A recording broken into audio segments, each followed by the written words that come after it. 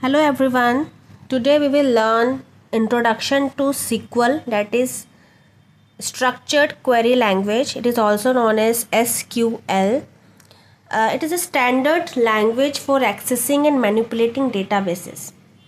Means if you are building a website and you need a data, right?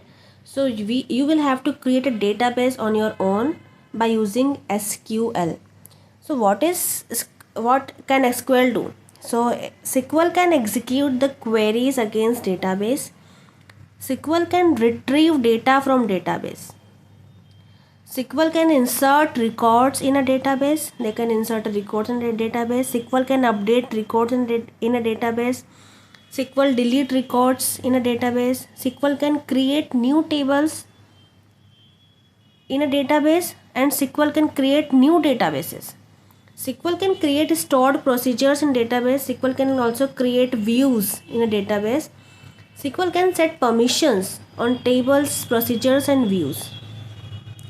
So this is the introduction to SQL. So what is the use of SQL by using your website? So to build a website that shows data from database, you will need, like अगर आपको website create करनी है आपकी, ठीक है, और उसमें आपको अपना डेटा शो करना है आपके डेटाबेस से, so you will need an RDBMS database. ये एक तरह का सॉफ्टवेयर है जिसमें आपको दिखेगा MS access, SQL server and MySQL.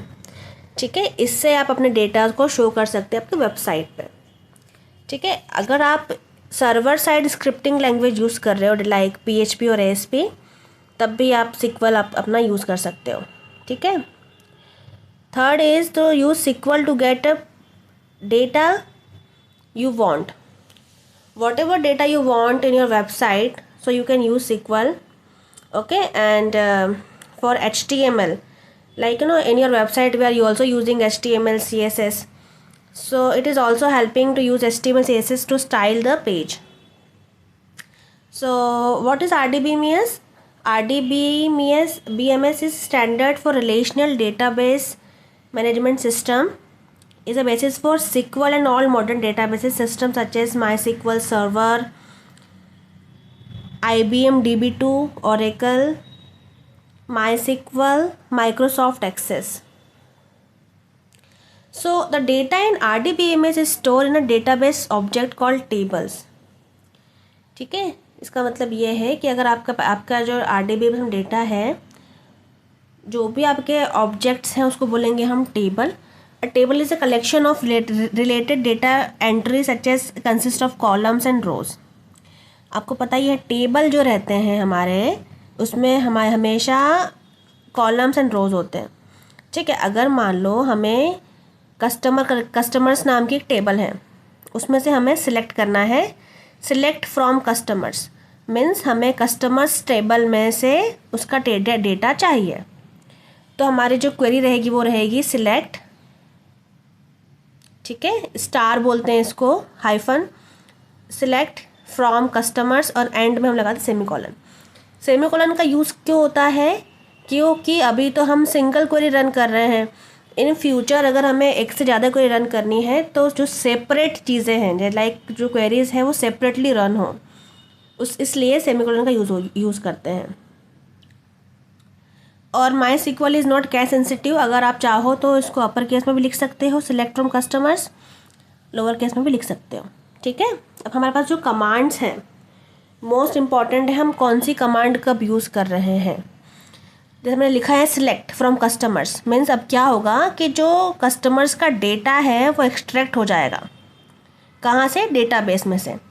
Update क्या होता है? हमें कुछ टेबल में अपडेट करना है.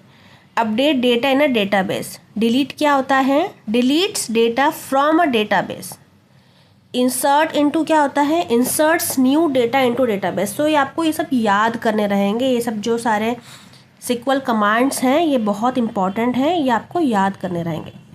ये मैं आपको बेसिक SQL बता रही हूँ, उसके आगे मैं आपको बताती जाऊँगी. ठीक है, ट्रिकी वंस. अब स्टार्टिंग में यही ऑल्टर टेबल. ठीक है, ऑल्टर टेबल मीन्स क्या होता है? किसी चीज़ को मॉडिफाई करना.